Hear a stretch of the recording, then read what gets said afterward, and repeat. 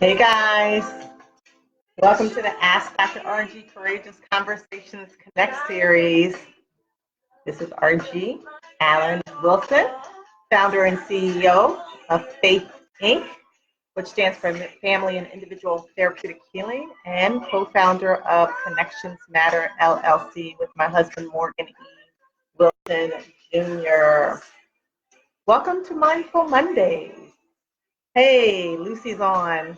And Dieta, hey Dieta, oh my goodness, you all make me smile. Welcome to Mindful Mondays. You all know we give you content. We give you content on a regular basis. We've got your Mindful Mondays. We've got your Testimonial Tuesdays. We got your WIOW Work It Out Wednesdays, Thoughtful Thursdays, and yes, Freedom Fridays. And what is this about? It's about having courageous conversations, sometimes trending topics, and rich, juicy topics that are trending. So all I ask you to do is one thing. Oh, I got a little fired from Dieta. Thank you, Dieta. All I ask you to do is one thing. I ask you to STLC, share, tag, like, and comment for me, because this is a what? It's a dialogue, not a monologue, and we want to share for other people. So we got music going on, even in the office in the very beginning, to kind of set the vibe. You know, we start off with Love's Not Forsaken Me, right? And, we'll kind of tune it down a little bit and get into the conversation. We got a lively conversation for you guys. I want to also remind you of a few things that Morgan and I have just launched a new, a new and exciting project called Date Night Drive.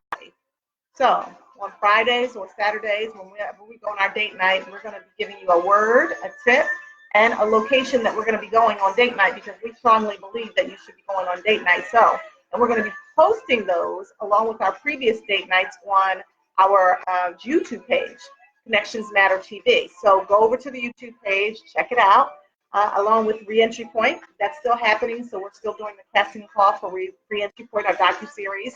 And check our website at drargieconnections.com. We've got some good content.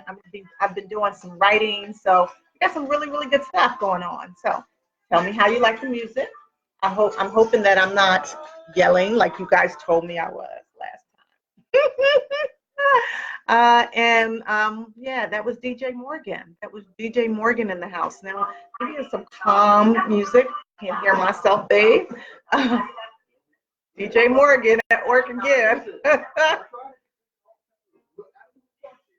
DJ Morgan, y'all know men can't multitask, and I'm expecting the ha-ha from Lou there, who's watching from Maryland. Hope you're having a good time, Lou. So this is week 23. Do you all believe it? It's week 23.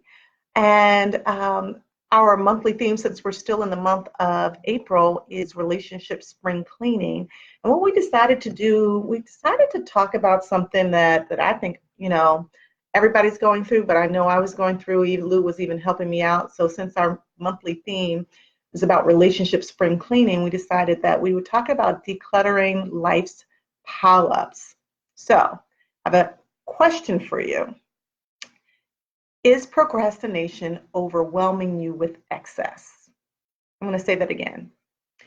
Is procrastination, or just being stuck, overwhelming you with life's pileups? What kind of pileups might you ask? Pileups with your paper. Is your life overwhelmed with paper? I know my life was overwhelmed with paper for a while, and I'm going to tell you my story in a minute. Is your life overwhelming you with bills? Do you have more bills than you have month, or do you just not have time to open up those bills and go through them, as I have had difficulty when I've gotten really, really busy? Or do you have too many clothes and shoes? Now, for a woman, women will say you never have too many shoes, but really, if you have 10 black pair of shoes, you probably have too many. Or if you find yourself never wearing them because you're wearing your favorites, maybe it's time to purge and give them to someone else. What about baggage? And I'm not just talking about your suitcase. I'm talking about your emotional bags, the relationship bags. Has your life become overwhelmed with relationships that don't serve you well, with baggage that has not served you well, with emotional trauma that has not served you well, or quite frankly, with unfinished business. I heard Ayanna Fassant say years ago when she was, this is before Ayanna Fixed My Life. This is when I have every one of Ayanna Fassant's books. She's an excellent writer. And I actually used to go listen to her. And one time I went to listen to her at the Philadelphia Library, and she talked about finishing it. And she said that a lot of times our lives are so chaotic because we start projects, whether it's household projects, whether it's work-related projects, whether it's going back to school and we haven't finished that, whether it's something in our own personal lives that was a commitment and a goal of something that we were going to accomplish, whether it be working out or eating better, and we just have not finished it. So what happens? It's just like the clothes that we lay on the sofa or the bedroom or the banister, and we add something else and it creates these big piles, right? If I actually had my way today, the topic of this show would just be piles. Piles. Morgan vetoed, just so y'all know, my husband vetoed the title of the show tonight because he didn't like the word pile. And he wanted me to say build or build up, and I didn't really like that either. So, but you did say pile up, and we kind of threw pile in there. But hand me a book. Hand me a book. So what was I gonna? Not that book, babe. That's who. Hand me that black book right there, the black one. Yeah, that black one. We have two. Lucy says another book. We typically have two. All right, y'all tell me if that's working for you. Okay. So I want to know what piles are in your life. And are those piles in your life due to procrastination? Are those piles in your life due to being stuck? Are those piles in your life because you just didn't finish it? Like just did not finish it. And one of the things that Ayanna Fassant says is if you can't get it done, then call it finished. Just be done with it. Don't keep talking about it like you're going to accomplish it, and then subsequently it just kind of stays out there in the universe because that's emotional trauma.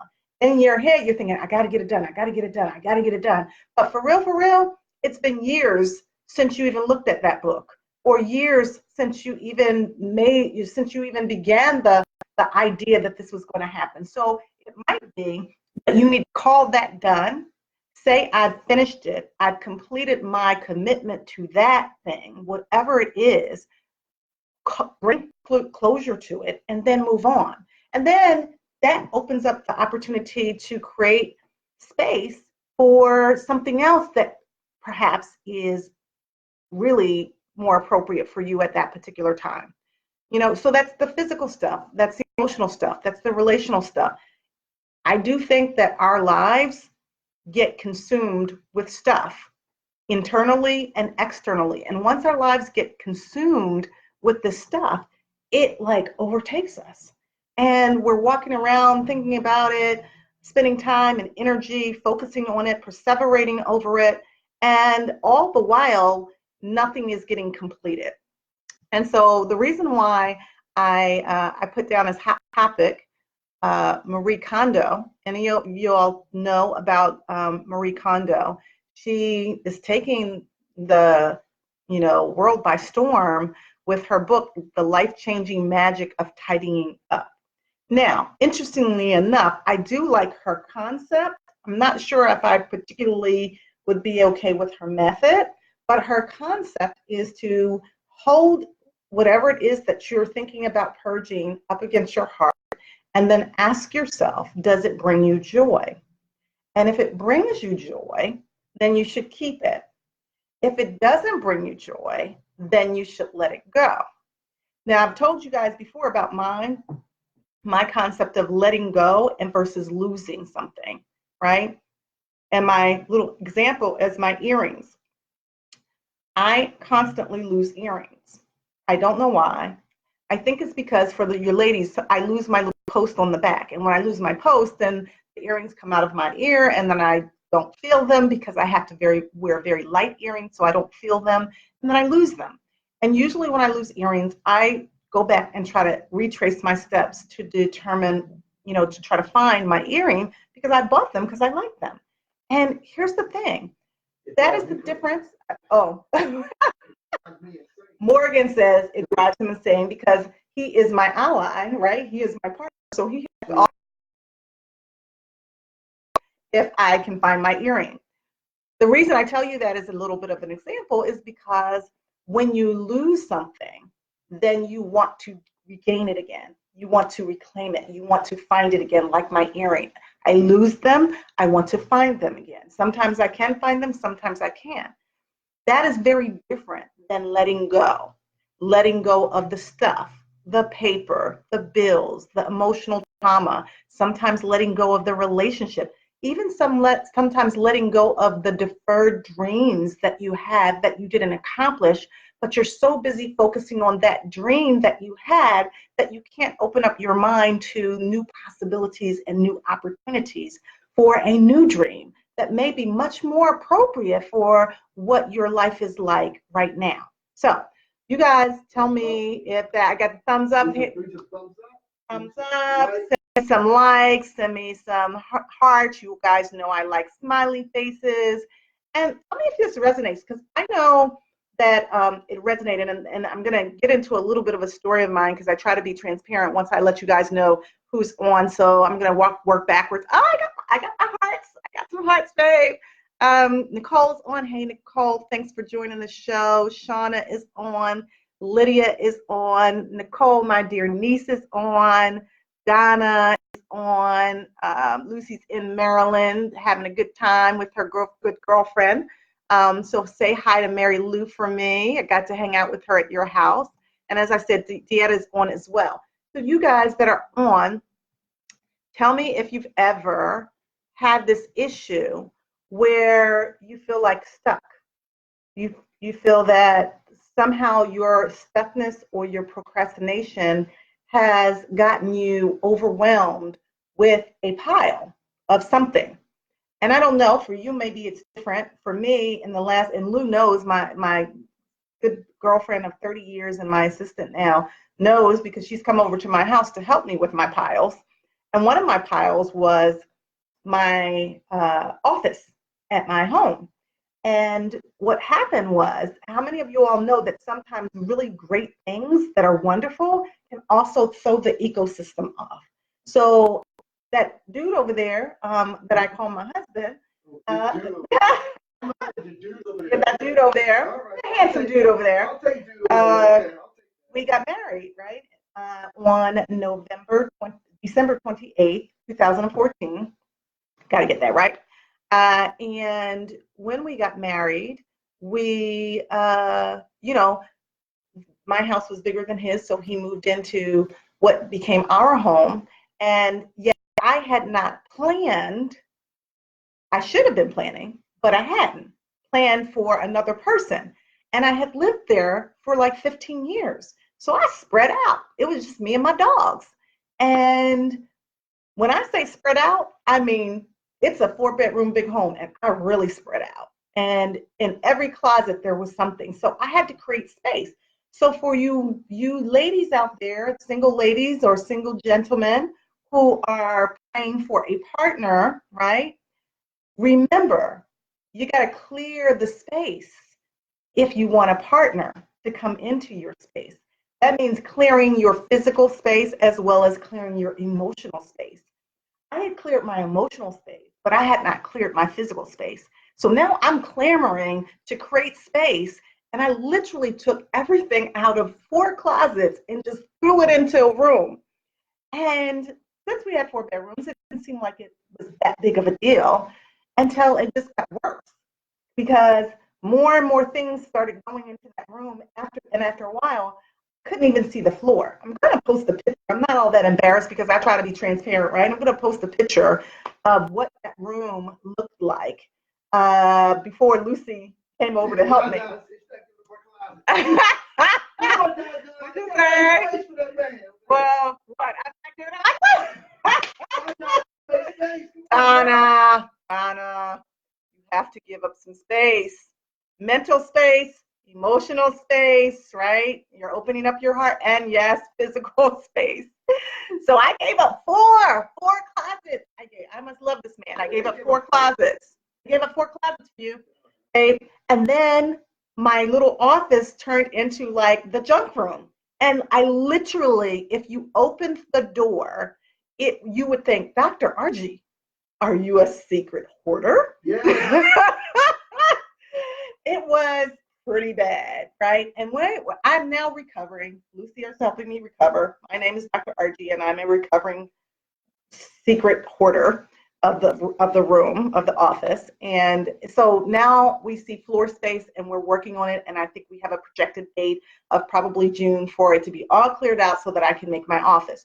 But here's what I want you really to know is that not only did I not plan for what I was praying for, I was praying for a partner and I got one, but I hadn't planned properly for the space that I was living in to share it. That was number 1.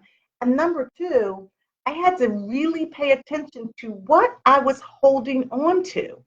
Because like I said, with my little example of the earrings, if I'm honest with myself, there were a lot of things in that space that I was holding on to unnecessarily, and I wasn't willing to really let them go. So I had to really do some internal soul searching and do an inventory on what was that about, that I was trying to keep all of this stuff that I had for years, and I had assigned a meaning to them, even though I hadn't opened that book for years, I hadn't looked at that paper that I had written for years. But what was interesting, guys, is that the meaning that I realized that I had behind why I was holding on to a lot of that stuff was because it was during a very lonely time for me. Because I was working on my papers and my schoolwork, and I was spending a lot of time just me and the dogs. And that time meant so much to me because it was very stressful.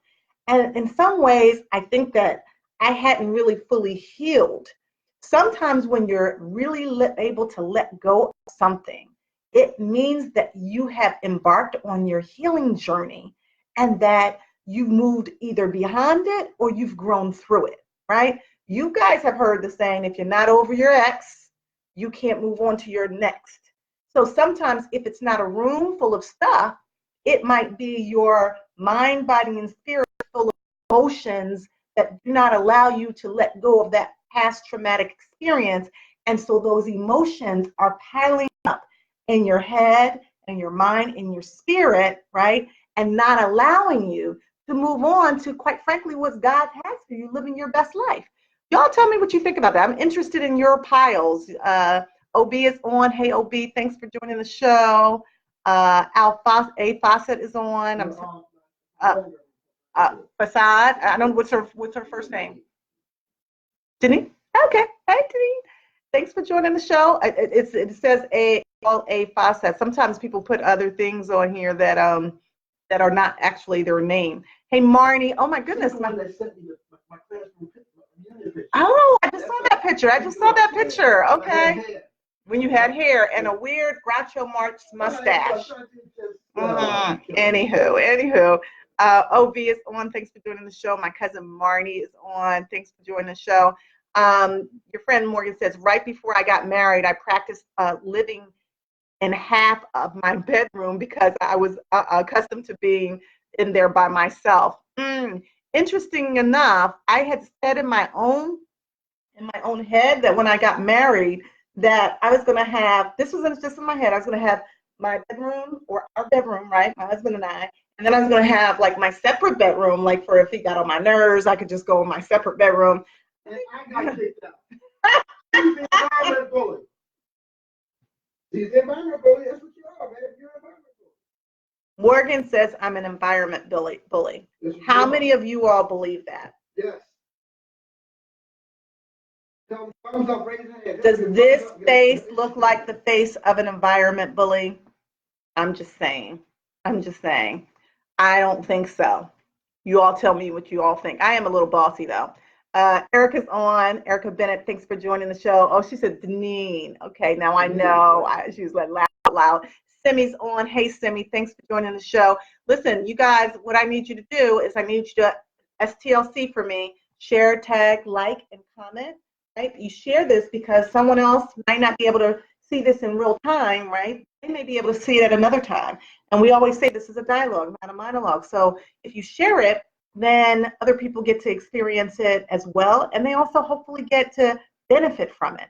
This is the goal, for us to live our best lives, for us to have courageous conversations, for us to learn from each other, because we're trying to create a crew, right? And what crew means here is connecting relationships for epic wins. This is a community where we're all in it together. So if you're just hopping on, this is the Ask Dr. Argie Courageous Conversations Connect series. And today we are talking about, this is Mindful Mondays, we are talking about decluttering life's pileups. Well, what does that really mean? Have you procrastinated to the extent that there's just stuff all around you, that you're living a life of excess? Excess in every area of your life? What about the paper that's consuming you? The mail comes no matter whether you open it or not. So it just can pile up. What about the clothes and shoes in your closet?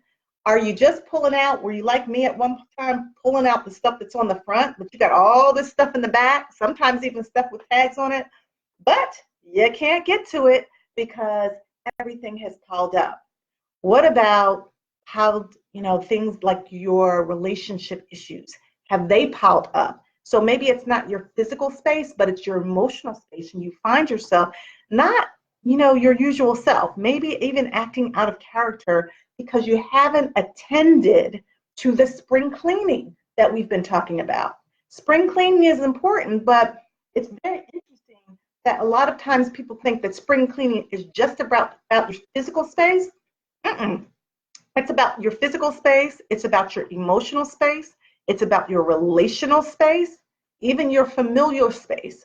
It's about sort of taking an inventory of what's going on in your life and where are the spaces and places in your life becoming cluttered to the extent that you can't see the forest for the trees. If you're like me, in my junk room, you couldn't see the floor space, but it could be you and you don't have a clearing in your emotional space, so that you're walking around with like you're in a fog. That you're unable to think clearly or speak clearly or function in the way you once functioned in order to get things done, because you have gotten clogged up, right? Clutter is taking over our lives. And Marie Kondo says that anything that you have, you should ask yourself, does it bring you joy? Do the relationships in your life bring you joy? Do the material things that you have bring you joy?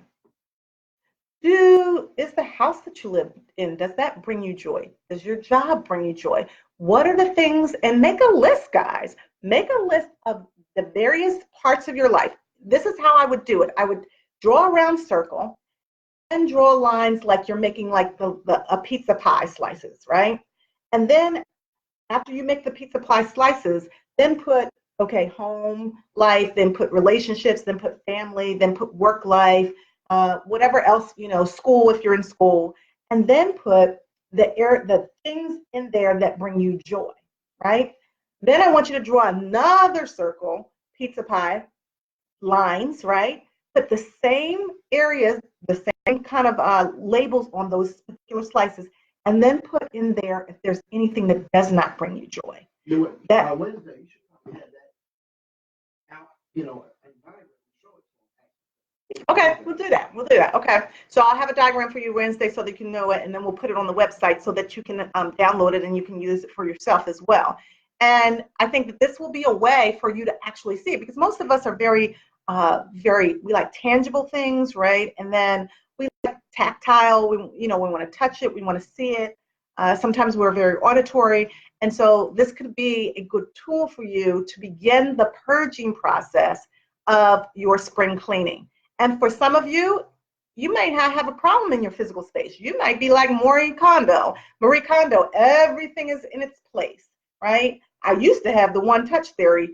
That was kind of before I got married and things got a little chaotic, but I still do it now. I stay on the hubby over there for the shared space, because the one touch theory also is that if you take it off like your jacket, you've touched it, now put it in its place, as opposed to putting it down on a sofa or on a banister or something like that. It's the one touch theory.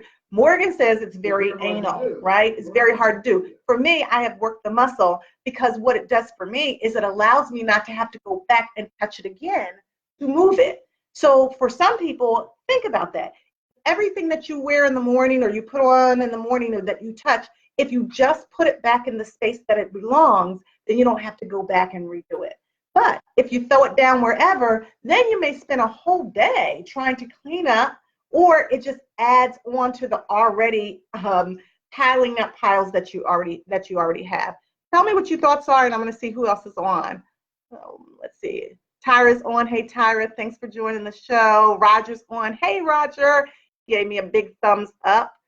Tell me, what are your Morgan, did you write that I'm an environment bully? Did you write that? So it looks like, since you're writing for me, it looks like I'm saying that I'm an environment bully, like I'm calling myself an environment bully. That's my husband writing that. He has administrative rights. So when you see him saying things, and it looks like it's coming from me, it's actually coming from him. But I'm not going to call myself an environment bully. He's the environment bully. Hey, Erica. Erica's joining the show. So tell me, where are your piles? What are you struggling with?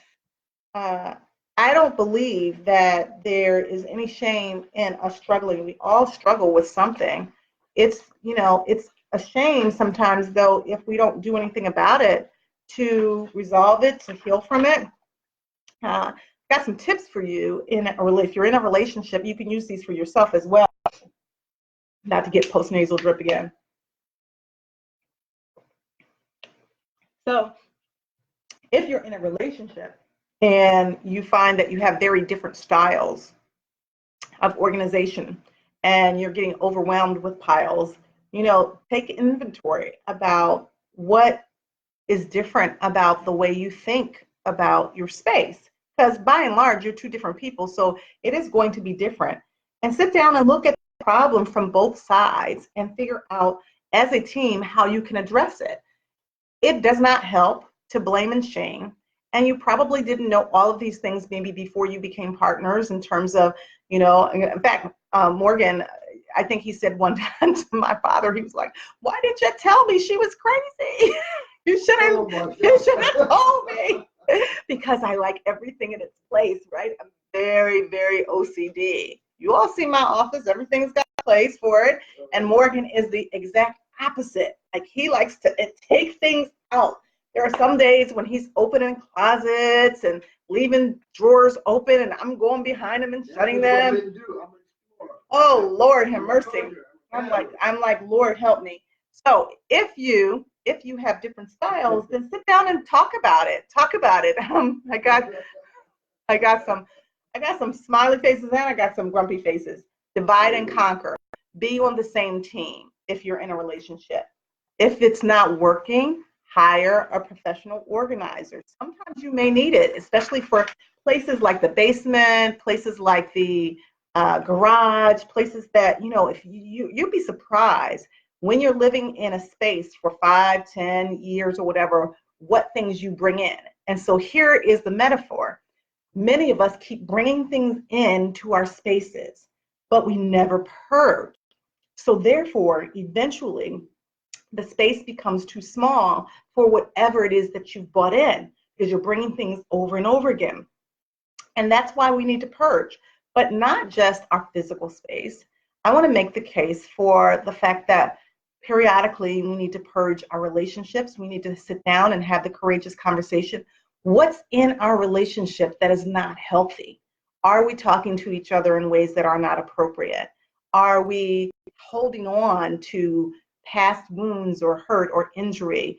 Are we, character assassinating, or, holding on to the spirit of unforgiveness that then plays itself out in our passive aggressive or aggressive behavior with our partners.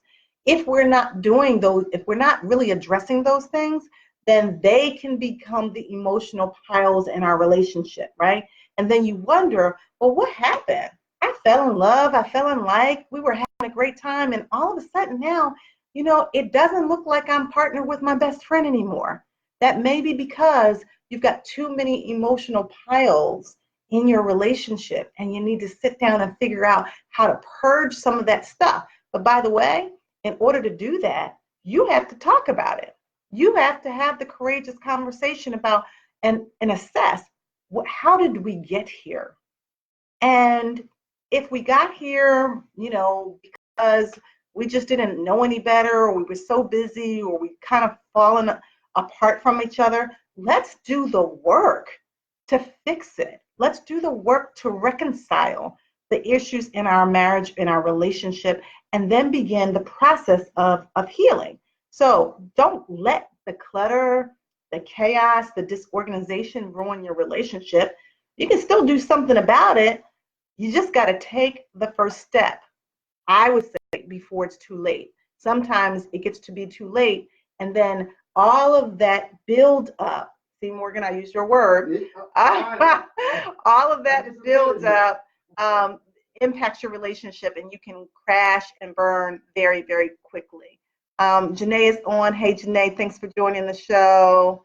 Beata says that's a great practice. It ensures you can find things when you need or want them. Yes, there is nothing worse than in the morning when you're rushing to get to work or wherever your destination is. You're looking for that purse or that favorite pair of shoes, or you're looking for that jewelry or even your wallet, and you can't find it because it's under piles. And if everything has a place, including your keys, by the way, if you don't have like a little rack somewhere that you put your keys on the hook, they could be anywhere. That's what we have. So I'm not trying to project that everyone should be as OCD as me, but it really does help to kind of clear your head, a clearing of your thought process so that you can focus on other things. Donna says, I absolutely agree. Everything has a place. And if you remove it, put it back. I agree, Donna, although everybody doesn't think that. Nina's on. Hey, Nina. Thanks for joining the show. That's my sister's BFF. Deneen says, good word. Thank you, Deneen. Listen, this is not a monologue. It's a dialogue. It's for all of us. Tell me what you're struggling with. Perhaps we can work it out together. Tell me if you've ever had a situation where you were wondering why you were stuck. Sometimes we get stuck in a holding pattern, right? And think about that from the perspective, I've got two metaphors that you probably can resonate with. One metaphor is like a plane. If you've ever been on a plane that was in a holding pattern for whatever reason, like maybe it was a storm or they couldn't land for some reason, I know that that's happened to me a couple times when I was in the air, and I became nervous because I was thinking to myself, well, what happens if this plane runs out of gas? It's in this holding pattern, right? And think about it from the perspective of our lives when we're in a holding pattern. When we're in the holding pattern of our lives, we're not ascending or descending. We're just going around in circles in limbo, right? And what happens if in our lives going around in that circle where we're not going up, things aren't getting better for us, they're not getting worse, we're not descending either. But eventually, we or the relationship crashes because we're not doing the necessary things to create the space in order for us to not just survive, but to thrive. So that's one metaphor. The other metaphor is, depending on what's going on in your life, I always say this for relationships, we all have to put our oxygen mask on first, right? And what will happen in our lives is that we get busier and busier and busier. We become like a dog chasing his tail. We're going around and around and around, right? And perhaps being pretty productive, or I like to use the example of going up a down escalator where we never get to the top.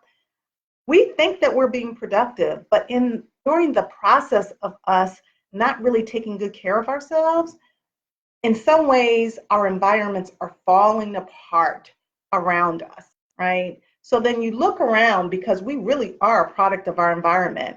And if we used to be kind of neat. Now, I'm not talking about for the folks that really just don't care and they've just kind of always been a little messy. That's just your norm. That's fine. No judgment here. But for the people who something has drastically changed for you, and you used to be a little organized, and now you've got piles of bills and paper to catch up on, the dishes are in the sink, the clothes are not washed, the bed is not made, you've got to, every room's like it's a junk room, and life is just spiraling out of control.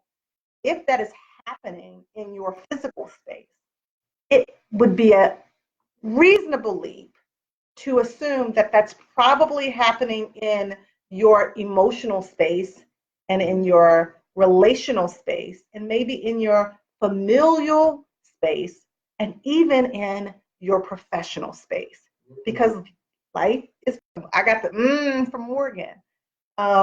You all don't even know though, but when I get a from him, that's saying something. Like, he doesn't give me my kudos all the time. Oh, cool. The spaces. I want you guys to think about the spaces and places in your life that are cluttered. And I want you to look around, and if your physical space is reminiscent of what looks like the tornado that hit. Y'all remember this Saturday? If you're from Philly, the tornado came through really quickly and trees went down and all that. It was a little scary. Came through fast and furious. Well, if your physical space is reminiscent of that, then it could be that these other areas are also very similar to what's going on in your physical space, as well as your relationships and your internal processes. So I want you to think about that and think about, how that has manifested in your life. Hey, Kim, thanks for joining the show. I hope you had a great time at the conference last week. And, Kim Upshaw has this book. And put it in the chat, Kim. Yeah, put your book in the chat so that those who are interested or maybe even struggling with infertility or are struggling with barrenness, they can read your book, and then I know it will bless them. So put it in the chat for us. Debbie is on. Thanks, Debbie, for joining the show. Lou says yes. So if any of you are brave enough to be transparent, can you share? Because this is a community. We're about connecting relationships for epic wins. And what I've learned on all these years of doing clinical work is I've learned that I'm not, and other people are not so interested in perfect people, right? Because I don't think that there aren't anybody that's perfect. What I am interested in is I'm interested in people who have struggled with something, just something, and then what did you do? Because I'm always thinking, well, if you did it and you grew through it, then one, blessings are in the neighborhood, and perhaps I can do it too, right? And so then that means that what happens is we all start lifting each other up because we're all humanizing who we are together. So then we rise together because we speak life into each other. So you got some kind of story about what you're struggling with as it relates to piles or being overwhelmed, decluttering. It is spring cleaning. It is spring, right? Even in your yard, we had to do the spring cleaning in our yard. And give me some smiley faces or some thumbs up if you resonate. You live in a place where you got lots of trees and leaves. You can't, and even your gutters, you can't just leave that stuff there. You have to clean it. Otherwise, it creates more of a problem. Karen's on. Hey, Karen, thanks for joining the show. So, what relationships you got to purge? Mm-hmm. Kind of talked about it a little bit last week, but I think that they need to really engage the conversation. How do you do that? So, what is the process? So Morgan thinks that we should talk about, I don't know if you guys remember, I did a segment back in the beginning of the year talking about decluttering relationships and out of your lives. And that's kind of a hard one. I don't think that everybody realizes that they sometimes need to do that. Sometimes we keep people in our lives past their expiration date, right? And if that is the case, I talked a little bit last week about us kind of, in fact, I did a Thoughtful Thursdays that everybody really, really resonated with. And I talked specifically about what does it look like if we kind of screwed the process up, and that people that were meant to live and be in our lives for a lifetime, the lifers, as I call them, we made seasonal people.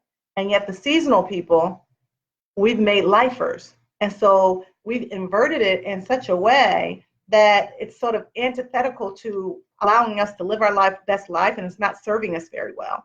And so I also use the metaphor in that post about diamonds, right? And I asked people, diamonds they last forever, right? And I said, are your relationships diamond relationships, or are they zirconian relationships? And are you taking the diamonds and throwing them away? Who would throw away diamonds, right? Or are you those zirconian relationships? Are you trying to keep them forever when it was never meant for them to be in your life forever? And so decluttering, I see you have some. Oh, okay. So decluttering your relationships really, it means that you've got to go deeper to assess. And sometimes that means going deeper in prayer. That means going deeper spiritually. That means connecting with yourself in a way that you may have not been connected in the past. And it also means being prepared to deal with sometimes either loneliness or feeling like that you've become alone, in order to adapt to your new norm. But it absolutely is necessary, because if, again, you're not over your ex, you can't move to your next. And sometimes we keep people in relationships way longer than we should have. Why? Because we're scared. We're fearful. Okay. All right. I see you, babe. I was moving you. I was moving right there. So the editor says, that's great. Great passage. Oh, wait a minute. That one, not that one. Not that one. Okay, Wanda Upshaw. I see. Oh, I see it. So Dieta says, I'm struggling with trust. After my divorce 7 years ago, I haven't dated. My daughter says, I'm afraid. Interesting enough, I just talked about fear. So it was right on point. And thank you for your transparency. You all know we talked about truth, trust, and transparency leads to transformational breakthroughs, right? And I see some smiley faces, but I see some faces with tears, and I'm not sure always what that means. Maybe it means we're tapping into something, and that's good, because we're into having courageous conversations. And I think, Dieta, your daughter's right. First of all, you're just beautiful, right? You are beautiful on the inside and the out, and certainly whomever the person is that God has designed for you, Lord Jesus, they would be so blessed. However, unfortunately, they're not going to come knock on your door. You're going to have to be out. You're going to have to take risks. You're going to have to put yourself in a target-rich environment. And that is hard when you've been hurt. That is hard. For most of us, I dare say all of us, go through or struggle through having been hurt and injured in a past relationship, and subsequently causes us to distrust and not move to not be open to a present relationship. Babies touch stoves and then they don't want to touch the stove again if it burns them. But we're babies all grown up, and if we get burned, it's very difficult for us to want to go down that path again. But I'm going to share something with you guys that my very good friend Sheila Boynton shared with me when I was a servant leader for the SAS ministry. She shared it with our group, and I never forgot it. I thought it was so powerful. She said, if you lock other people out, you're also locking yourself in. I want to say that again. If you lock everybody else out, then you also are locking yourself in. So that's one statement. And I always give credit to the people that share pearls of wisdom with me, because I want to share them with other people as well. And so my husband's spiritual father and I would say my mentor and friend as well, Gene Austin Jefferson, always says that fear and faith can never reside in the same space, right?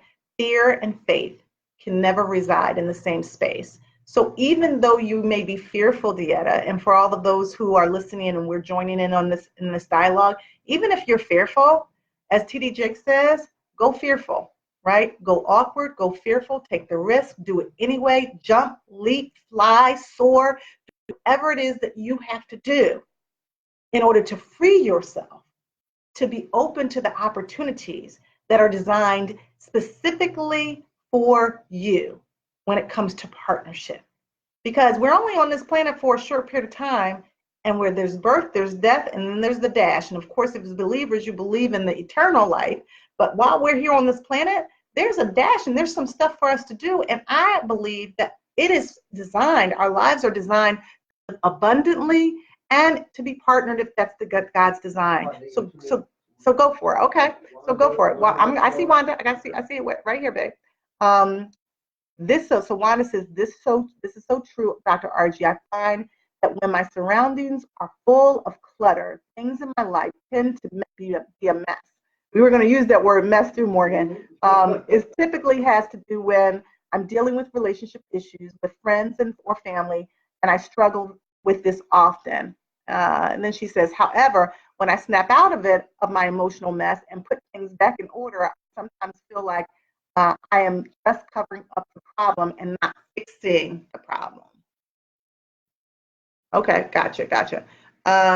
So one, that's great. One, thank you for sharing that, Wanda. I think that one, it's a blessing that you were courageous enough to share that on this platform. I hope that you guys, STLC, share, tag, and like, and comment, because in the sharing is caring, and that means that other people get to experience this dialogue even after the live series is over. I want to say something about what Wanda just said with regards to, just life being a mess. And, then sort of she snaps out of it and then she'll kind of straighten things up. But sometimes we have to be honest with ourselves. I'm snapping out of it because somebody says, girl, you just need to get over it, right?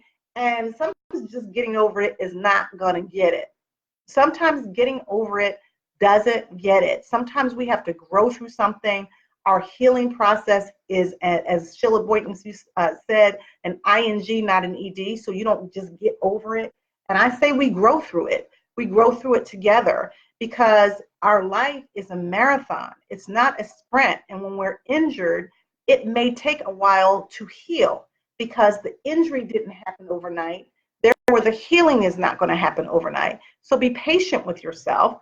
And grow through the process. And of course, you all know I'm always going to be a proponent of therapy. I don't believe that we have to suffer in silence. Sometimes there are safe places and very trained therapists.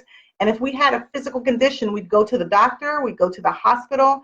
Why not go to your therapist, or maybe sometimes a spiritual advisor or your pastor or what have you, to really process and develop the skills that you need in order to not only heal and survive, but then ultimately to thrive.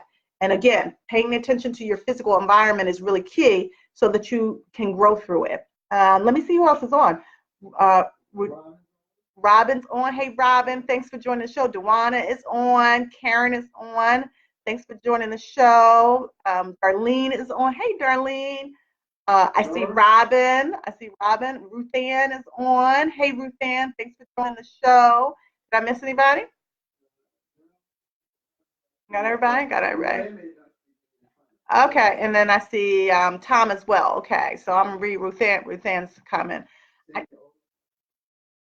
Okay. I kept my ex 13 years too long, and we are getting divorced, separated 8 months, and my daughter wants me to get back out there and date, but I don't want to ever again. Oh, Ruth Ann.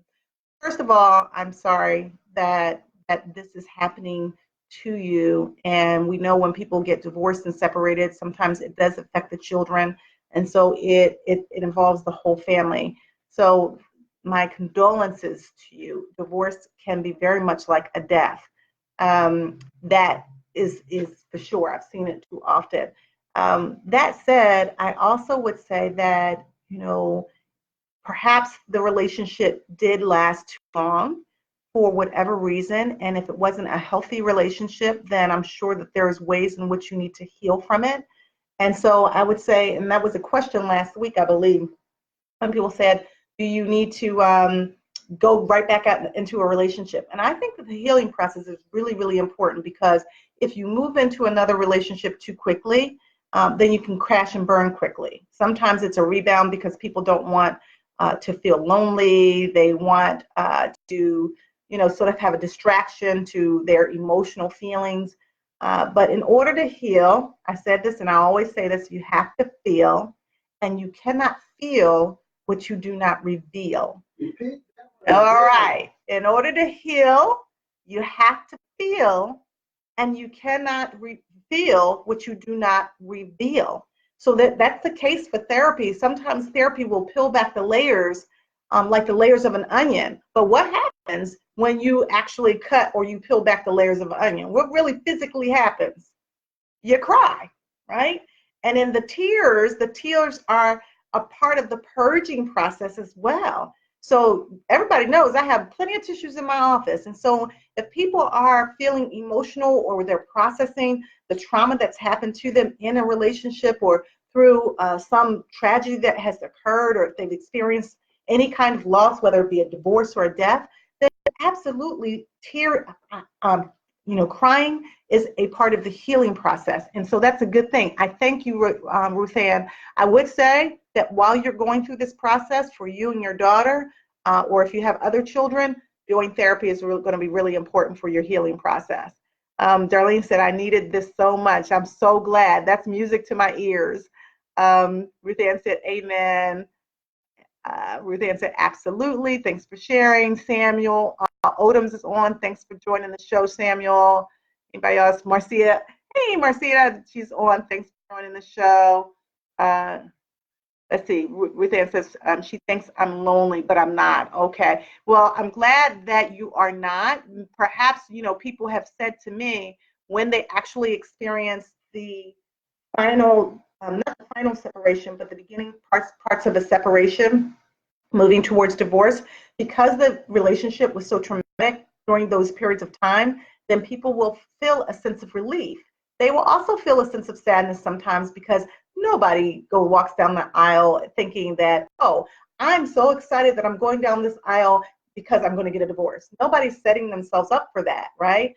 But what happens is if it does not work out, then there may be a sense of relief, especially if you've had a lot of trauma, and then the other emotions will set in as well.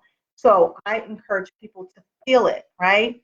If you can't heal it if you don't feel it. So feel it, process it, begin to understand it, and then begin the process in your journey towards the healing so that you can move to your new norm, whatever that new norm is. Amanda Marie is on. Thanks for joining the show. No more tears left, Ruth Ann said. Well, you probably cried them all out, which I totally understand. Thank you so much. You are so welcome. There's a difference between being alone and being lonely. Absolutely. Thanks, Morgan. That's absolutely true. I often say that there are people that are alone, right? That means, and by definition, you're not partnered, if you will. So you're alone, but not lonely. I could tell you that there are many years that I was alone, but I was not lonely. I had lots of beautiful people in my life to fill up my life in an abundant way, and sort of wasn't walking around like I was lonely. But if you are lonely, there's no shame in that either. It's important for you to think about why it is why you are lonely. Morgan is, I don't know what you're doing over there, babe. It's important to think about, if you are lonely, what things you need to do to begin the process of self-care, right? Self-care, self-preservation, self-love. I did a workshop, it was a long time ago. It was called Dare to Be Lovely. And I was doing a segment on the Today Show, and this woman said, remind yourself that you need to dare to be lovely. And I really liked the word dare, because I was like, you remember that game years ago, Truth or Dare? It means that you are taking a risk to dare to be lovely on the inside, lovely on the outside. How I interpreted that is daring to have a love affair with yours truly, right?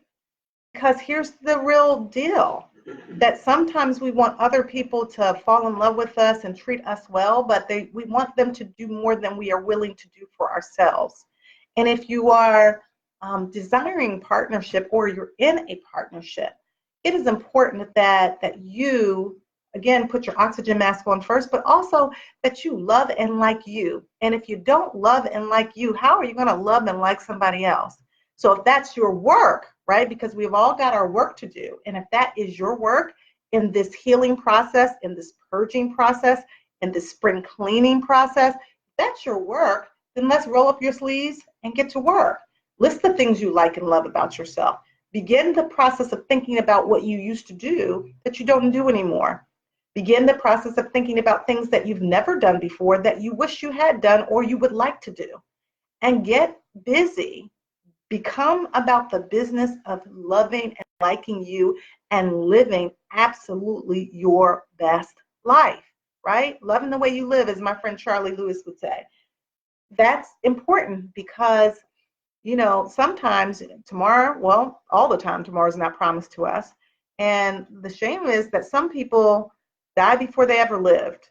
And you don't want to be that person that is living and breathing, but really not present and not setting yourself up to show up big in your life to live your best life. Because that's what people are attracted to. They're attracted to that energy where you say, oh, it's not that I don't have any problems. It's not that I'm not stressed about some stuff, but I'm not going to allow those stressors to do me in. So, Wanda said, very important. Did I miss anybody, babe? Ruth Ann said, I've been by myself for a long time, even though we were together for 13 years. Wow. You know, she's dropping knowledge. Ruth Ann, you're dropping some knowledge. And I so appreciate your transparency. We believe that truth, trust, and transparency leads to transformational breakthroughs. And I will tell you, in this practice for I've been here in this particular practice for over 12 years, and I've been practicing for over 20 years. And I will tell you that there are a lot of people that are lonelier in a relationship than they are out of one. So just because we partner, sometimes doesn't mean that we partner with the right person. And sometimes, you know, people always say, well, pray about it and God will send you the person. And the question you have to ask yourself is that, did you listen to God when you made that decision, or did you listen to yourself? Because maybe listening to yourself got you what you got. And as a result, it has not been a healthy relationship. Healthy relationships are not perfect. Absolutely not.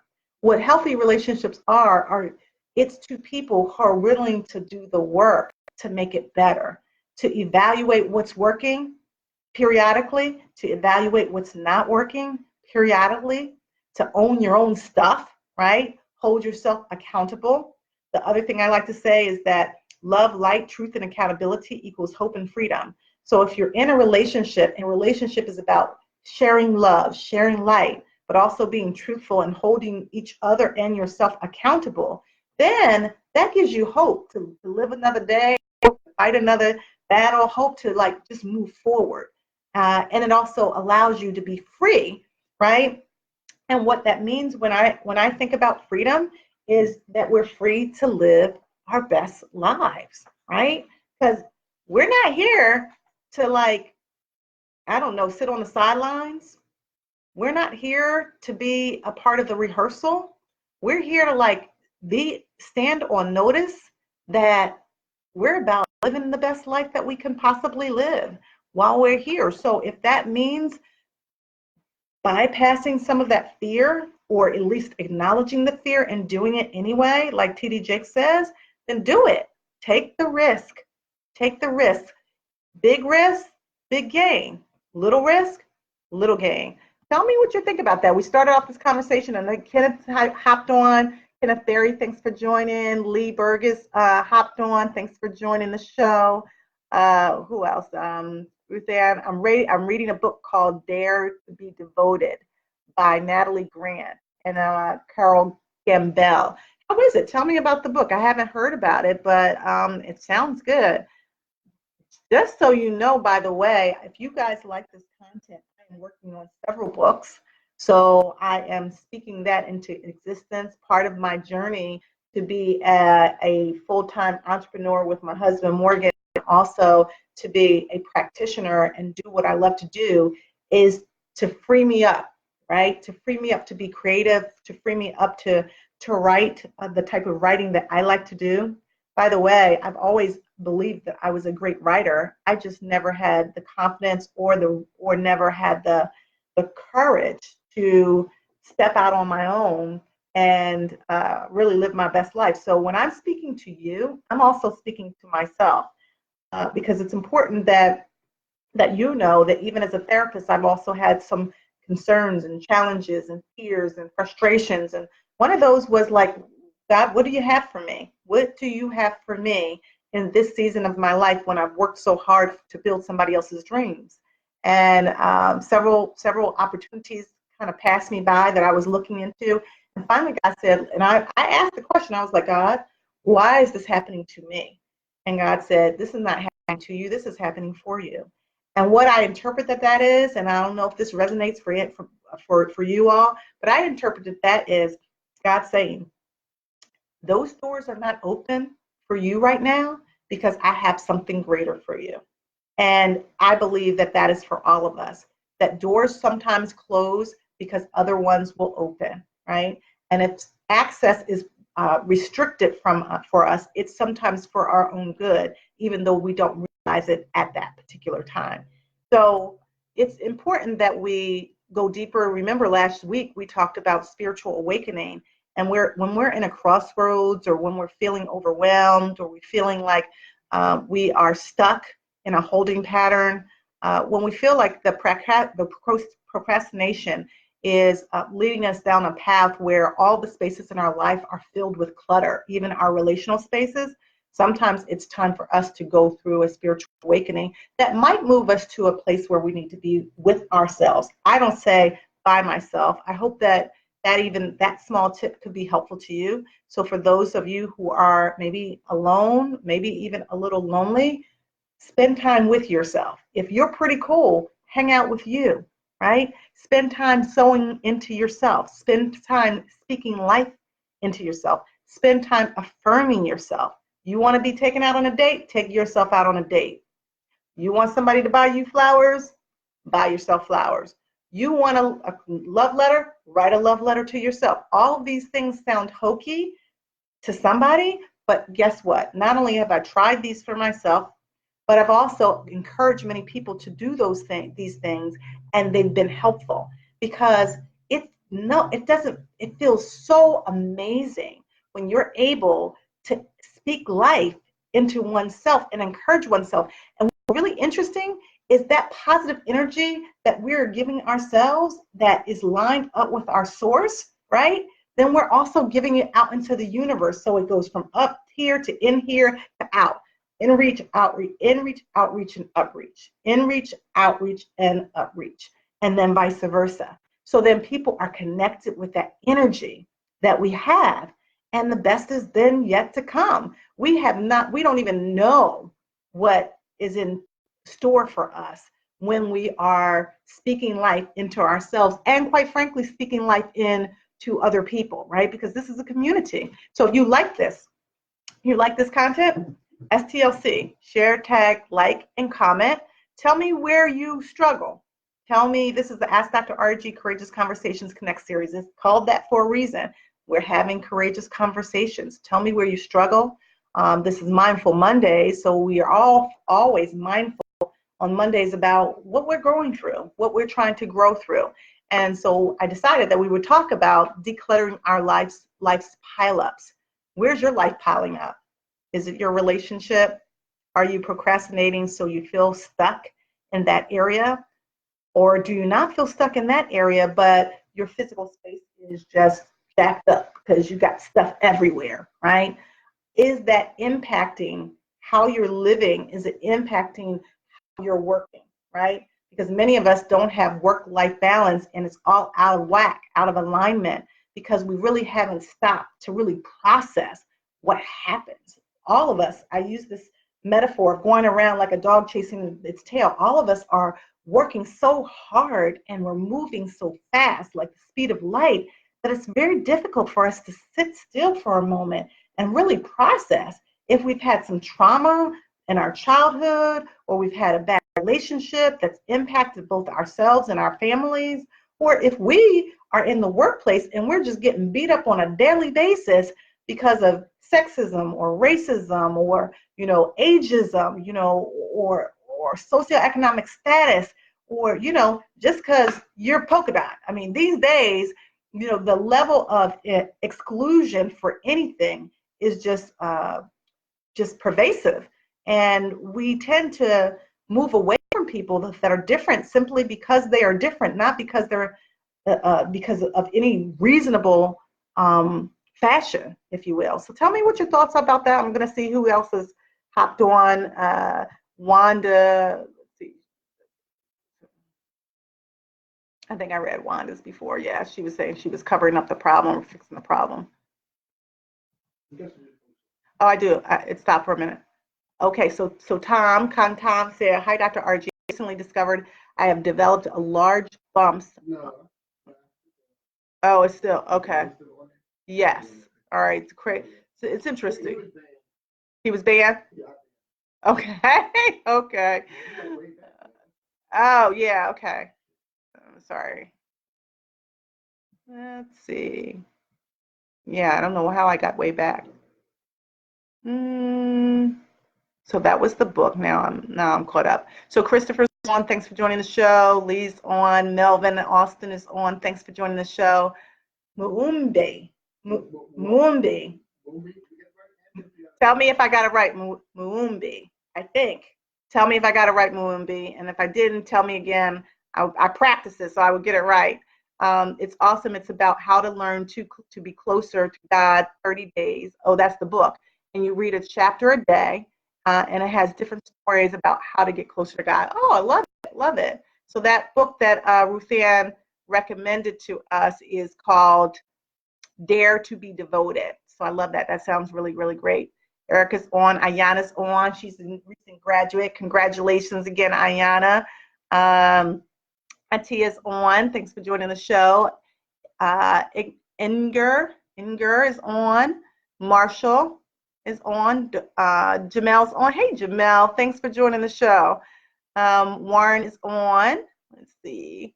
So Lee says, I've been on a cruise and traveled by myself, and I'm my best friend. I love it. I love it. I think I was just talking to a client of mine who travels by herself quite a bit. I've only tried it a few times. I did like it.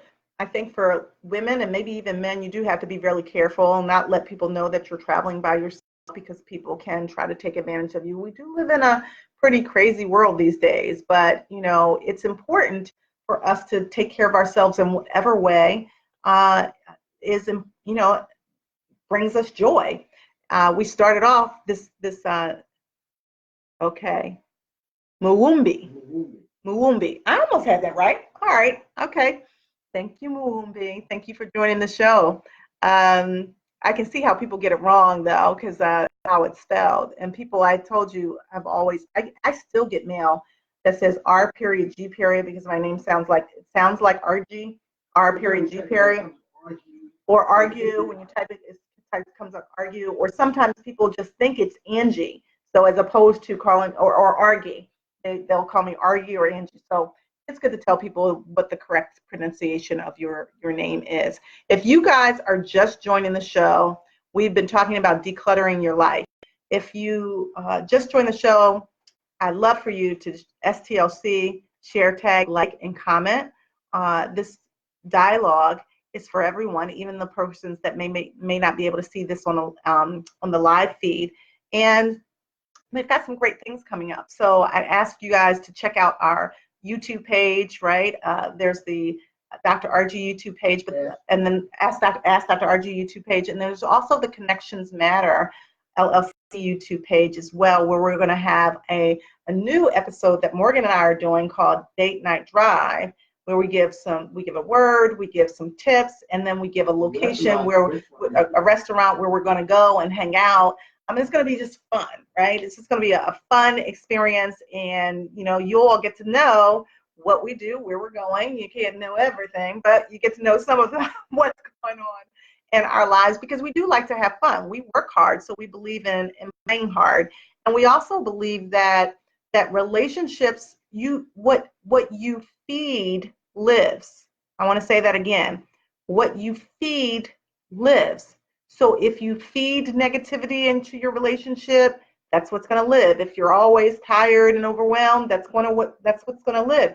If you feed some fun into your relationship, that will live. And one of the things that Morgan and I learned fairly early on, and we're still a work in progress, is that we were working so hard and we were not having enough fun. We weren't balancing. We didn't have good work-life balance. So you guys see, we're still in here tonight working hard, and that's our norm. But we had to carve out, and we continue to carve out time to have fun. But that's a work in progress. Each of us has to sort of figure out uniquely what works for us as individuals and what works for us as a couple. So check out the YouTube page. Also check out the website, drrgconnects.com. If you guys, any of you, know someone that's interested in therapy, I'm your girl. I'm your therapist. I work with lots of different individuals, couples, families, many issues. We're here at Faith Inc., which is at 5398 Wynnefield Avenue on the first floor. It's a beautiful facility, and I do believe we've prepared it just for those persons who want to come and spend time with us working through their issues, but spend time in a place that honors who they are. And we believe that we created a safe place for people to be able to process. So come on out and check us out. Also, make sure you check us out on our social media platforms. We're on Instagram, IG, Facebook, LinkedIn. We're also on Twitter. And I try to put some really good content out there. I try to do too much of it, depending on what the platform is. But I'm always doing the Thoughtful Thursdays, and some other things that are inspiring for you guys as well. Well, here's the thing. What about the singles? Singles are important. You guys know, and I got to go back to you where you are. I don't see it. I'm going to scroll down. I was single for a long time, right? And there is nothing wrong with being single. And quite frankly, I enjoyed being single because I got to do what I wanted to do, when I wanted to do it, and how I wanted to do it. And for many years, well into my 40s, I do think, though, that a lot of times our culture doesn't do a very good job of helping single people live their best lives, right? Now, that would not be my crew, because my crew, and I still have many good, great, wonderful, lifelong friends that are single. I think it's a state of mind. If you feel like you are wonderful and enjoying your life as a single person, doing the things that you need to be doing, then go for it, enjoy it. And if at one point you decide that you want to open yourself up to partnership, that was kind of how I was. I was enjoying my single life, but I was also open to partnership. And I decided, like, whatever God had for me, I would be fine with it. And so there will be, even though we do date night, that's a good suggestion. We will make sure that we give some tips for singles as well, because I'm a living testament of what it looks like to live a single life and then move into a partnered life. So, because I didn't partner up when I was 20. In fact, I didn't partner up until when I was 30. It wasn't until I was 40, but I kind of like to say the 40s are the new 30s, right? That I partnered. But I think that there's a time and space for anything. So I'll be putting out some content for single people as well. And now that you've mentioned that, I think that my Thoughtful Thursdays is going to be related to single folks as well. And by the way, we all are still in relationships. So even sometimes when we're talking about intimate partnerships, when I'm talking about relationships, I talk about relationships with your siblings and with your friends, relationships with your colleagues and coworkers, relationships with your parents and your family. We're all relational, and those relationships are valuable, and we need to figure out how to be in healthy relationships with all the people that we're connected and attached to, not just the persons that we're in a intimate partnership with. There are other relationships that we are in, we need to focus on as well. Kim Howard joined the show. Thanks for joining the show, Kim. Lee Burgess says, a book named The Secret. Rhonda Byam talks about giving yourself permission to be happy. I like it. Who else? I missed something? Oh, Dorothea, Jamel. Dr. Argie is the best. She will help you get on track. Thank you, Jamel. I miss you, girl. It's been a while. I thank you. I appreciate it. I see some good things, and tell your mother that I said hello. Surrounding yourself with like-minded people, that's really, really important as well. Absolutely. Lee Burgess. And then I think we're going to put my number. What about Singapore? Oh, okay. Got you. And Ruth Ann says she lives in Thorpe, Florida, and I was talking about the therapy practices, so you know, for all of those, I do Zoom sessions. So I work with clients that are in New York and clients that are in Chicago, Florida, wherever you're at. It's a nice platform to be able to do clinical work when people are remote, and we still get it done. You get to see me in my office. I get to see you where you're at, and we just, get the work done. And it's a nice way to still continue to focus on the work. Atia said, nice, I need to look out for that. My husband and I love having fun as well. Good, absolutely. Listen, fun is, oh, hey, Marcos is on too. Fun is, I think, in some communities, a little underrated, right? Because a lot of times people are talking about work, right? And getting it done. And that's important. Yes, we need to be productive. We need to get work done. We need to make a living for our families and all of that. But if we're all out of sync and we're off balance and we're not creating enough fun for us in our lives, both individually and collectively, that's a problem. And so, ladies and men, not only do you need to be having fun with each other if you're in a partnership, but you also need to be able to go out with your girlfriends and hang out and have a good time, or your guy friends, or persons that you used to enjoy. Yeah, but does it look a little bit different when you're married? You don't have much free time to hang out with others? Absolutely. So you have to plan it differently, but it's still absolutely very important. There is a chemical called oxytocin that gets emitted from our brains when we actually are engaging in healthy dialogue and conversation and fun and laughing. Laughing is an aphrodisiac. It's fun. It's great. Sometimes I let out like this belly laugh. I don't know if you guys have heard my crazy belly laugh, but I do it. I mean, it is quite annoying. And that's not even it. It is quite annoying. I do agree. See, that's a little bit of it. I'm just gonna give y'all a little bit of it. It's not a whole. I didn't give you like the whole full laugh, but for those of you who know me, it is. It's a pretty interesting, crazy laugh. But I do it purposely because the world that I live in and the work that I do is so. It's laden. It's very heavy.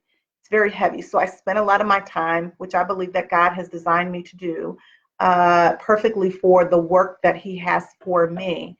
And yet, at the same time, I recognize that because it's so heavy, the work that I do, that I need to let my hair down. I need to unwind.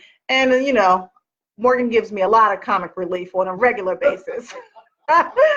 He does. Oh, he gives me a lot of comic. He does. Yes. Ruth Ann talks about essential oils are great. And Dr. Gail is on. Thanks for joining the show, Dr. Gail. Lisa's on. Yes, I love essential oils as well. They are they help to relax you, and they can also help to motivate you with regards to whatever your goals are. So if you all are just joining the show, I wanted you to know that, one, again, this is the Ask Dr. Argie Courageous Conversations Connect series, but our topic for Mindful Mondays is decluttering life's pileups. And we ask the question, is procrastination overwhelming you with excess? Where is the excess? They say that, I think I heard Denzel Washington say this, that you never see a U-Haul following a hearse. Have y'all ever heard of that? You never see a U-Haul following a hearse. And how I interpreted that is that you can't take it with you. Once you're gone, all that stuff that you accumulated, somebody's going to get rid of it. Maybe somebody will keep a few things, just as for sentimental value, but you've accumulated it, and it's your job to enjoy it absolutely while you're here, but you cannot take it with you. So I have a goal. I have kind of a secret goal. I don't know if it's really going to happen, but my secret goal is to become a minimalist. Like I really, in my fantasy world, I actually could see myself as a minimalist, like just having all, like not living in a little house. Have y'all seen like on Pinterest the little tiny houses where people live? They go in the woods somewhere and they build a little tiny house that only has the essential things, whatever. I'm not really talking. I'm not trying to go down that path. I am working. I am working. I'm working on purging. Lucy is helping me to purge. And as I said a little bit earlier, if you guys were listening, that I do believe that your physical space is a manifestation of what's going on in your emotional space and your relational space and your familial space, and yes, sometimes even in your professional space. And so if you are in disarray, if things are disorganized, if that's kind of the way that you've always been, then perhaps maybe that's just your norm. But if it's not your norm and you have moved or shifted, then our word last week was paradigm shift. Then I want to encourage you to evaluate what happened. What happened that shifted you to being pretty organized and everything's kind of in its place to sort of disorganize and disarray, that's starting to overwhelm you, and then the piles start building up. And the piles, by the way, don't have to be physical piles. It could be physical piles of clothes and bills and shoes and paper, right? It can be that, but it also can be piles of pain, piles of distress, piles of frustration, piles of anger, piles of bitterness, piles even of rage. And what happens when those piles get high and overwhelm you? That is when what happens in your relationships is that they become very, very distressed because you're overwhelmed by all of the negative emotions in your body. Okay, so then that is a sort of a call to action with regards to purging not just the stuff, the physical stuff, but purging the emotional stuff. How do you do that? For one, you have to process, right? You sort of have to sit down and figure out, well, how did I get here? What happened that this all became a mess? And then do like Marie Kondo does and think about, are these things either externally or internally? Are they bringing me joy? Am I experiencing joy? Maybe happiness. I do believe sometimes happiness is based on what's happening, but do I have that internal joy? Now, you don't have to do what Marie Kondo does, which is like, take everything and put it close to your heart and pray over it and thank it and find out whether or not that inanimate object brings you joy. And if it does, thank it and hold on to it. And if it doesn't, then get rid of it.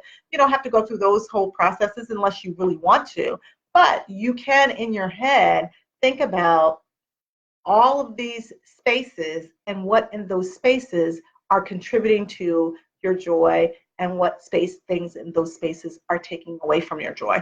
And we're going to do a little wheel that I talked about a little bit earlier. We're going to put it together and we're going to have it on the website, and I'll show it to you on Work It Out Wednesdays, and you can use that as a tool to help you. Hopefully that's helpful. If you like this, share, tag, like, and comment. And I don't know who else is on because I've been talking for a minute. Hey, Tyrone, I see you. I see you, little bro. Thanks for joining. We are, I'm sure that you would have something that resonates with this conversation. We're talking about decluttering our life's pile-ups, right? And how it is that too often we can get overwhelmed by like all the excess stuff in our lives. Shoes and clothes and bills and paper, but also emotions and relationships, right? And then unfinished business. How many people on this conversation, this dialogue, how many folks got unfinished business? How many people, you all, we're believe in truth, trust, and transparency leads to transformational breakthroughs. So how many people have stuff that they just have not finished? It was in your head that you were going to go back to school. It was in your head that you were going to write that book. It was in your head that you were going to go out there and get that new job or start that business. it was in your head that you were going to make some changes so that you could eat better, work out, be physically healthier, or be open to putting yourself in a target-rich environment. Dieta, just calling her out, putting yourself in a target-rich environment so that you would be open to partnership if that was God's design for you, right? It was all in your head. And then what happened is oftentimes we either get fearful and that causes us to flee, right? Or we just get overwhelmed and distracted by what I call weapons of mass distraction. And before we know it, all of those plans, all of those goals, all of those aspirations are out the window. So this is what it looks like. The clutter that is surrounding you, sometimes the clutter is the depression because you're not motivated to create the clearing and the spaces that you had at one point in your life where you were more open and free. And it also requires that we really be honest with the fact that we didn't finish some stuff. And then you have to determine for yourself is it worth cycling back and trying to reclaim that and moving forward, or do you just need to let it go? Some stuff we just need to let go, shut it down, close that chapter, call it done, right? Call it done. And then let it go. Forgive ourselves for whatever procrastination that kept us from doing that thing that we thought we were supposed to do.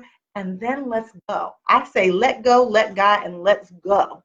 So that means it's time to move. It's your call to action to elevate yourself. And by the way, once you free yourself and you begin to elevate, the universe will line up with you and you will be able to soar. T.D. Jakes has the book. He has two books out. One's called Crushing, that just came out, and the other one last year was called Soar. And I love that because it really speaks to how when we're free internally and in our community, in our spaces, that allows us to rise up and to thrive, not just survive. Who wants to just survive for their entire life? This is about thriving. So I don't know if that resonates with you guys. Tell me what your thoughts are about that. Weapons of mass distraction, Jamel said, absolutely. Tracy's on. Thanks for joining the show. Alan's on. Beatrice is on. Thanks for joining the show. Anybody else? Yeah.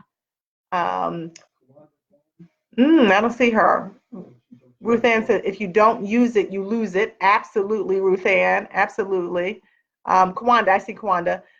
Hey, Kwanda, thanks for joining the show. Jamel says, fun, finally unwinding from the norm. I love it. Melissa, thanks for joining the show. Who else?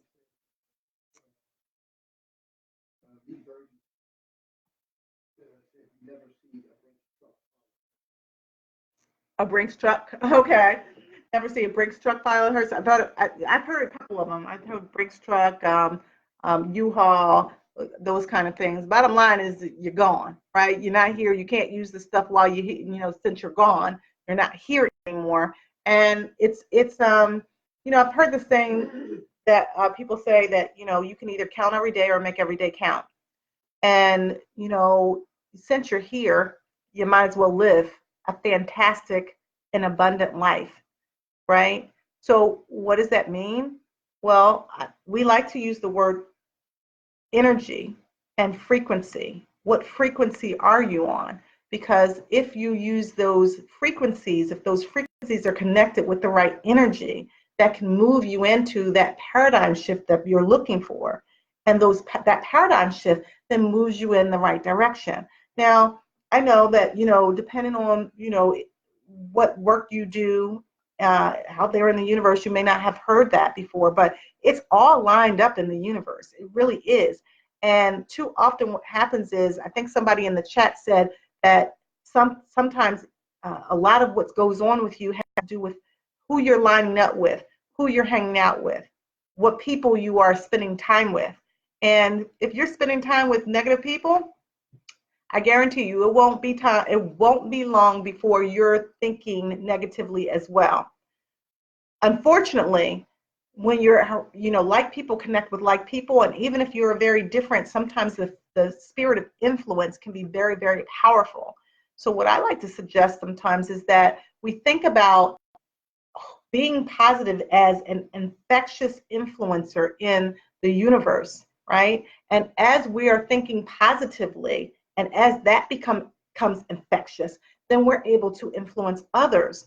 But if we're in a system where it is very toxic and negative, that is when you have to start doing some spring cleaning. So people say, love you from a distance. It means just that, that to a certain degree, I may have to pray for you and love you from a distance while I'm over here working on living my best life. I don't know about y'all, but that is sometimes what we have to do in order to survive, in order to put our oxygen mask on first. Have the book title need to work on that, the inside. Okay. Oh, okay. So Morgan said to remind you guys to put the reminder on the phone. Okay. Your reminder, here's your phone. On Monday nights, we do the Mindful Mondays. It's at 7:30. We have a little bit of wiggle room. We try to get on at 7:30, but if you give me a little bit of grace, because you guys know I'm usually in the office, so I'm seeing clients, I have to make a transition. So we try to get on at 7:30, so set your reminders for that. Every Wednesday, we do WIOW, Work It Out Wednesdays, right? And that's at 7:30 as well. It's live. And, excuse me, if you have questions, we are open to your questions, because what we do is we take this rich conversation on Monday and whatever's trending, and then whatever your testimonies are on Testimonial Tuesdays or your questions, we unpack those on WIOW, Work It Out Wednesdays. We go deeper. So we will be going deeper in this conversation on Wednesday, and I want you guys to think about it. Come back to on Wednesdays. Remember, I'm going to bring the tool that I talked about. I'll show it to you, and I'm going to put it on a website, and maybe we'll do a little bit of an exercise where I have you, if you download it, we'll have you to do it while we are doing it together. It'll be like really working it out, which I love.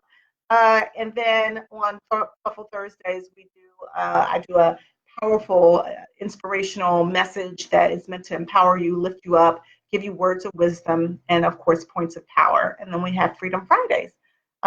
Freedom Fridays is when I have you to tell me what you want me to talk about. This is a dialogue, and we're in a crew together. This is a community of people who want to and believe that we are connecting relationships for epic wins.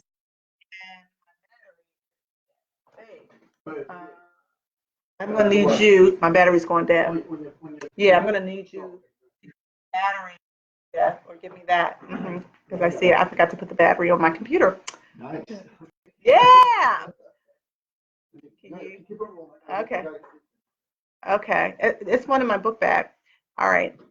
It's one in my book bag. In the closet. I'm sorry, guys. We got a little distracted because we went longer than I thought that we were going to, and now I think you're probably going to see me just a little darker because my battery is going down on my computer. So yeah, it's in the black bag. It's in the black bag. Becca's on, and Belva. Hey, Mother Waller, how are you? It's good to see you. What time is it? 9:30. Where are you at? Well, don't tell me where you're at, because I don't want to. Don't tell me where you're at. But I do want to say that it was so good seeing you on Resurrection Sunday and giving you a hug. And I just love you so much. And you know, I didn't see Tyrone's comments. Okay, I'll go back there. I was saying something to Mother Waller. Oh, I see it. I see it. Stay on now. I think Morgan's plugging me in so that I get some juice. But Tyrone said I've been allowing myself to do things afraid as a means of overcoming failure. I speak at Drexel tomorrow, and the anxiety is overwhelming, sis. But I decided to do it by faith. Love it, love it, love it, Tyrone. If it doesn't feel perfect to me, I would find a way to not complete it. But I'm literally taking the pressure off myself and placing it on God. By experience and faith, it is all I need for tomorrow. Woo! I love it, love it, love it. You're gonna be great. You're gonna be great. Excuse me. I'm sorry, guys. When I talk for a period of time, then I start getting close to the breath. I'm so excited for you, Ty. I don't know what to do. I'm tickled pink. I know that you're going to knock it out of the park. I know that you're going to just let go, and let God, and just let God use you. I want to share with you what my mom shared with me. And I know many of you remember my mom before she passed away. She shared with me, she said, Argie, and I've been using this ever since. She said, open your mouth and God will speak for you. And she shared that with me years ago when I had shared with her that I had this vision that I was going to be speaking to thousands of people or millions of people. And she's like, just open your mouth. I never dreamed that I'd be like on the Today Show and speaking to 6.9 million people all at the same time. And the first time I did that, Tyrone, I was so scared. I was like shaking in my boots. I was so scared. And what I realized that I prayed about it and I said, you know what, just go for it. If it's for you, it's for you. God will make a way. If it's not for you, then, he has greater things for you at another time, appointed time. But usually when we've worked hard and he then puts us in location and position to bless, then he's going to get his mission accomplished, and he's going to get it accomplished through you. So do not, as Jean Austen Jefferson says, allow fear and faith to reside in the same place. It does not. So if you're fearful, keep it moving. Feel the fear way. Let's see. Kim Howard's on, Marcos. Let's see. I think I went all the way back. Okay.